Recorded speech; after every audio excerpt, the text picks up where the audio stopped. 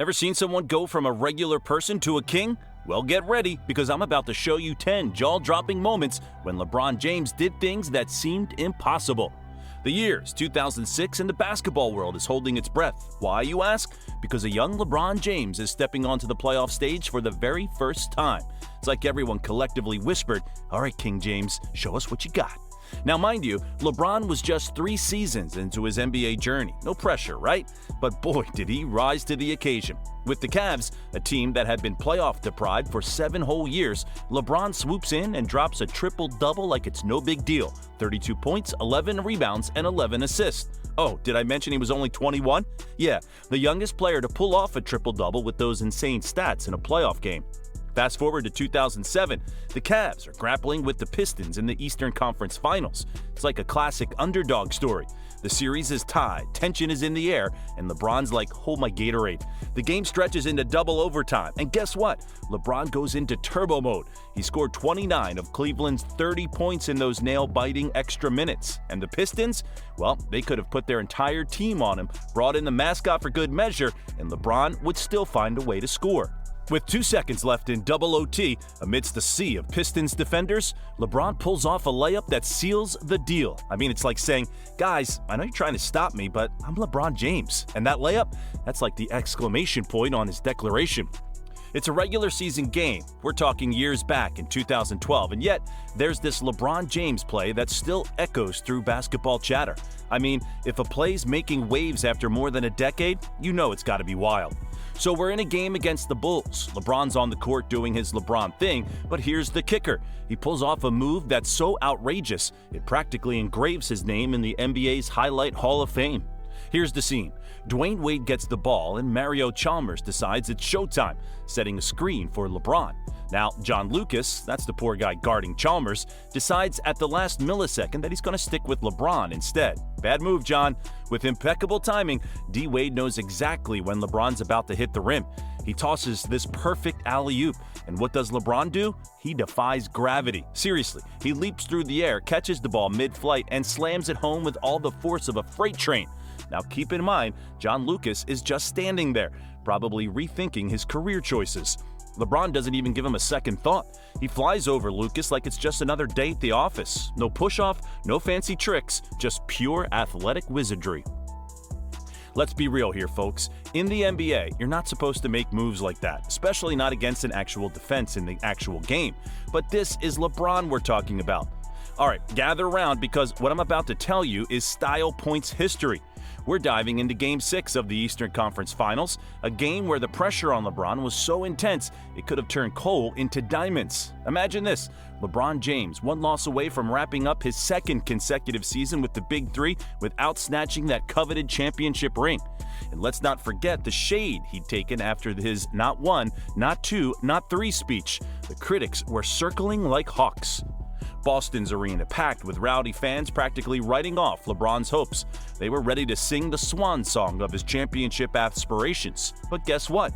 LeBron strolls in unfazed and drops a performance for the ages. I'm talking 45 points on 19 out of 26 shooting.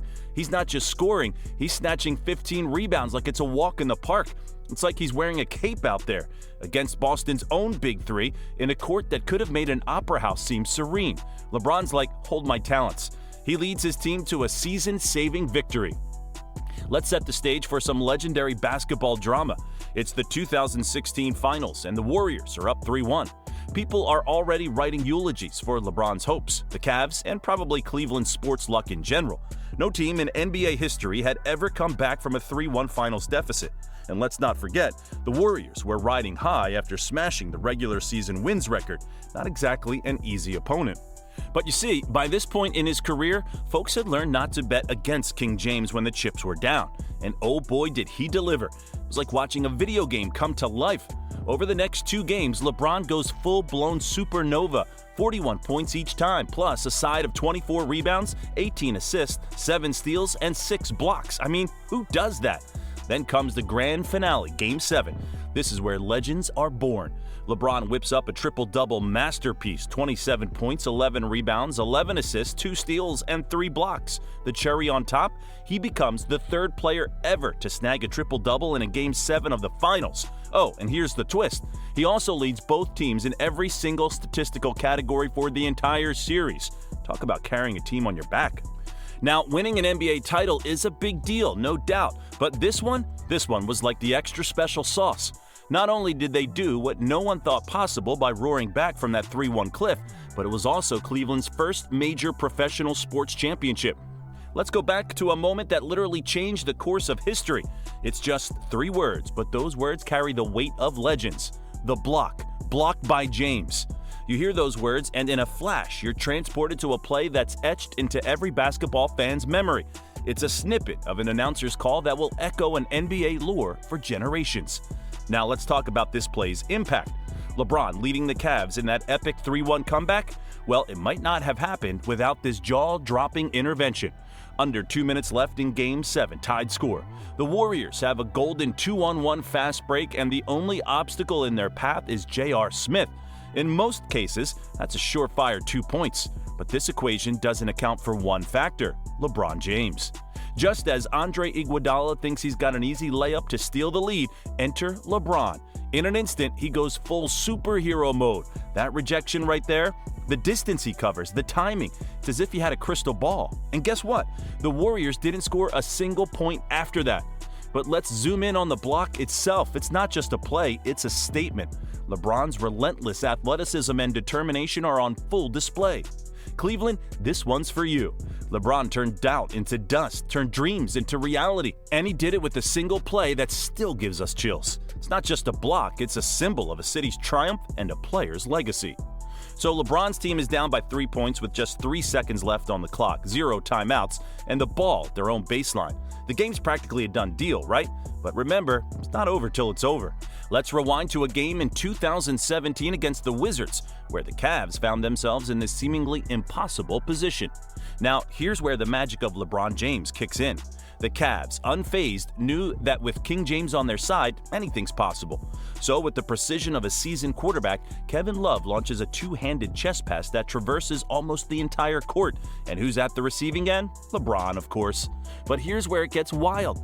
LeBron catches the ball just inside the three-point line with his back to the basket and a defender breathing down his neck. No problem for him, though. In one seamless motion, he takes a dribble outside the arc, rotates his body, and starts his shooting motion, all without even fully looking at the hoop. Then, with the defender stretching like elastic, LeBron gracefully banks in a fadeaway 3 from the wing, just milliseconds before the buzzer sounds. Let's break this down. LeBron first has to muster the shot, then execute that shot while practically facing the wrong direction, and finally sink it for a game-tying 3. I mean, come on, who does that? The play left everyone, the Wizards, their fans, and everyone else glued to the screen in sheer awe. Hold on to your seats because the 2018 playoffs were basically the LeBron James show. The Cavs, entering as the 4th seed, were up against the odds. But you know what they say, never underestimate the king, especially when his final streak is on the line. Let's dive in. Round 1 against the Pacers went the distance. 7 games of basketball fireworks. But LeBron wasn't about to bow out quietly. In Game 5, he swats away a shot, blocks Victor Oladipo at the rim, and then calmly drops a game-winning buzzer beater. Not a bad sequence, huh? And that's not all. In Game 7, LeBron erupts for 45 points, 8 rebounds, and 7 assists, dragging his team to the next round. Speaking of rounds, round 2 against the Raptors, well, that was a bit of a snooze for LeBron and the Cavs because they just swept Toronto aside. LeBron even throws in another buzzer beater just for good measure. Now, the Eastern Conference Finals against the Celtics? Oh boy, that was a showdown. LeBron's sheer willpower propels his team back to the finals after unforgettable performances in Games 6 and 7. Sure, the Cavs fell to the star-studded Warriors in the finals, but let's be real, no one's blaming LeBron. He averaged a mind-boggling 34 points, 8.5 rebounds, and 10 assists per game during the series. I mean, those numbers are video game stats. Let's talk about the bigger picture. Throughout those playoffs, LeBron was an absolute machine. He averaged 34 points, 9.1 rebounds, and 9 assists per game. He shot over 50% from the field and collected 7 40-point games, a 50-point masterpiece, 4 triple-doubles, and 15 double-doubles. Those are stats that most players dream of having over their entire playoff careers. LeBron, he did it all in just one postseason. Enter the LeBronto era, a 3-season stretch that had the entire city of Toronto questioning their basketball fate. From 2016 to 2018, LeBron James was like a one-man roadblock, standing between the Raptors and their dreams.